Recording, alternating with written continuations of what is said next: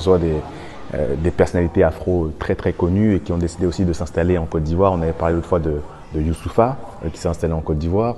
Que ce soit le cas aussi de Philippe Simo qui s'est installé aussi en Côte d'Ivoire, d'origine camerounaise, Youssoupha d'origine congolaise et sénégalaise.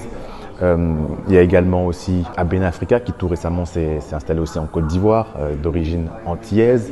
Et puis bon, il y a Souoni Bravo qui lui est ivoirien aussi, mais qui avait sélectionné plusieurs pays et qui finalement a décidé de venir en Côte d'Ivoire. C'est que quand on est en Côte d'Ivoire et lorsqu'on a fréquenté un peu Paris et qu'on aime un peu le système un peu francophone, etc., la Côte d'Ivoire apparaît comme la meilleure solution.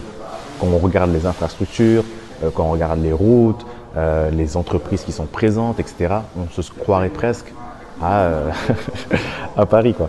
C'est-à-dire que ce qui est marrant, c'est que certains disent effectivement quand il neige à Paris, il pleut en Côte d'Ivoire, ça ne m'étonnerait même pas. Je vais dans